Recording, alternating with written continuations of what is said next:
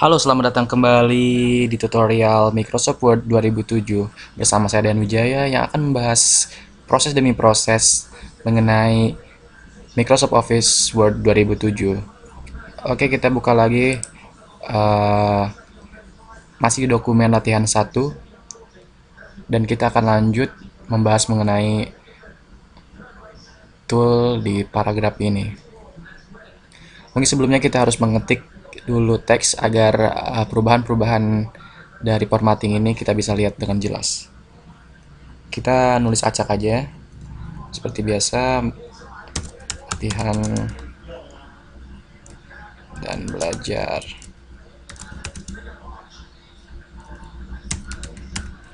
Microsoft Office 2007 bersama Dian Wijaya.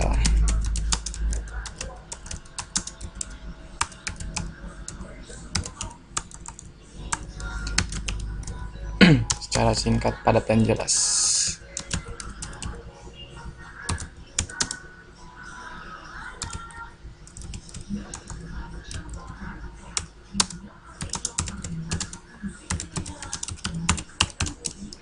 Oke, di sini kita bisa melakukan formatting di paragraf dengan menggunakan beberapa macam, misalkan pertama di sini bullet. Bullet ini berfungsi sebagai tanda atau seperti sub-sub atau tulisan yang akan kita buat secara berurutan atau sub, atau menggunakan numbering, angka, dan ini multi level list. Jadi seperti membuat daftar ke bawah secara berurutan, misalkan seperti ini. Kita membutuhkan angka 1, kemudian 2, namun ada tulisannya.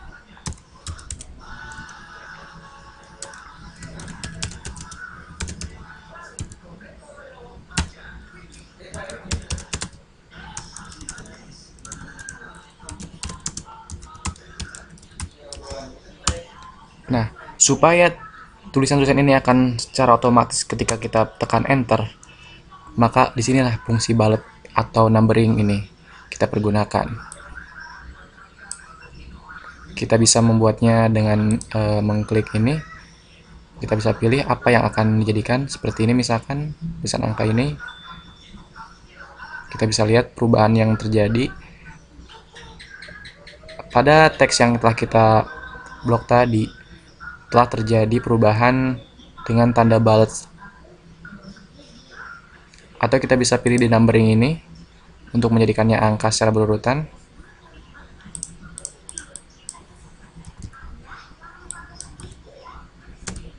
Jadi kita pertama hal yang harus kita lakukan adalah dengan memblok ini, kemudian masuk ke numbering.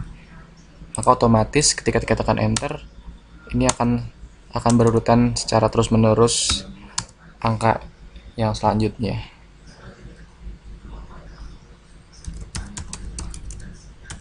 Seperti itu.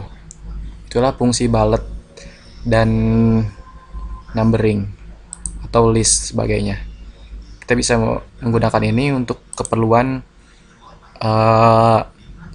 dalam daftar isi. Kemudian di sini ada decrease indent dan increase indent. Ini berfungsi sebagai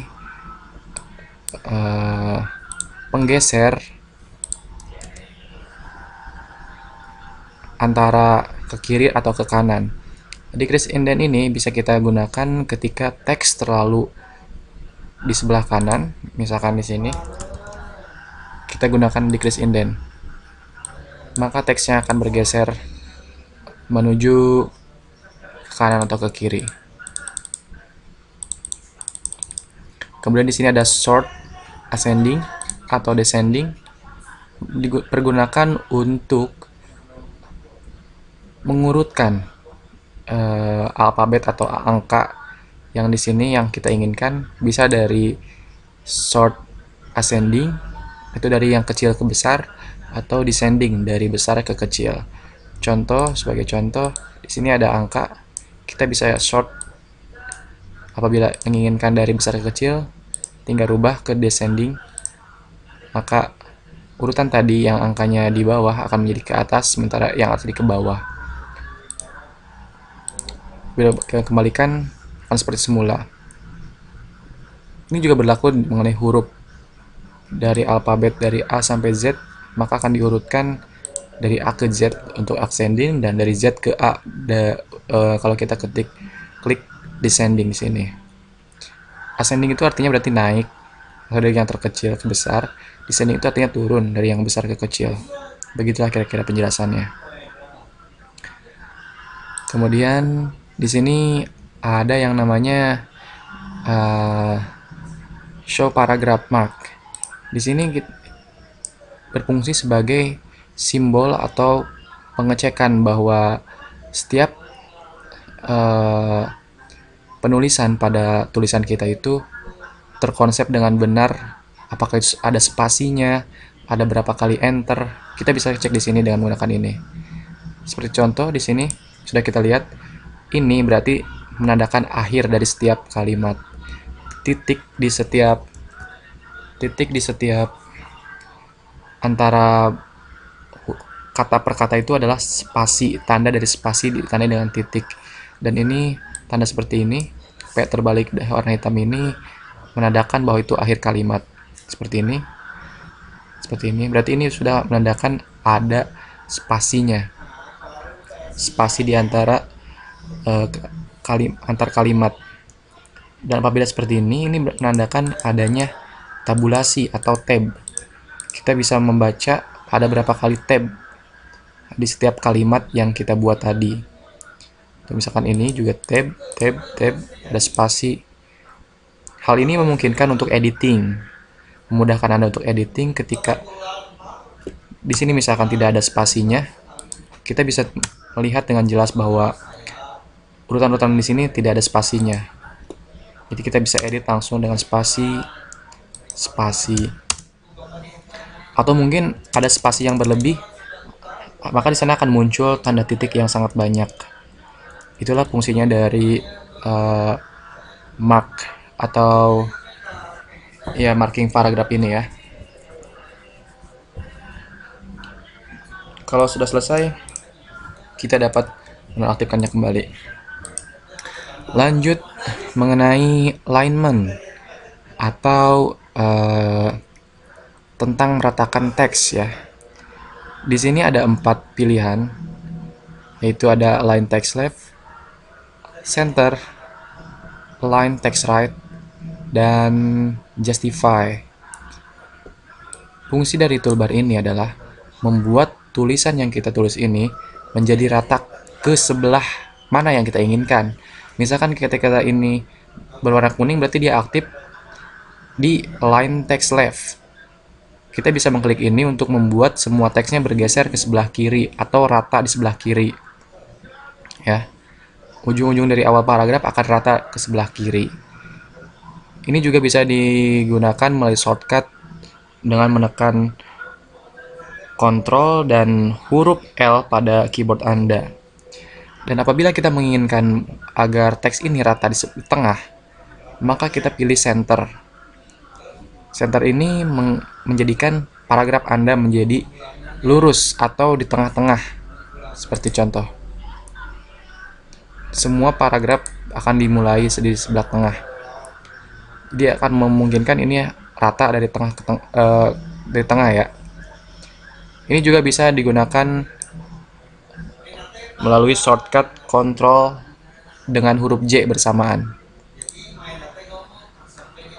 Lalu di sini ada align text right. Ini adalah kebalikan dari align text left tadi, bahwa ini akan meratakan kalimat atau teks yang Anda pilih untuk rata di sebelah kanan. Seperti contoh. Bisa menggunakan shortcut juga dengan menekan Ctrl dan huruf R bersamaan ya. Normalnya pada semua tulisan adalah kita menggunakan rata kiri atau align text left. Nah, lantas apa fungsi justify? Justify itu digunakan ketika teks pada suatu kalimat yang Anda tulis di Microsoft Word ini terasa terlalu panjang dan menempel ke ujung kanan.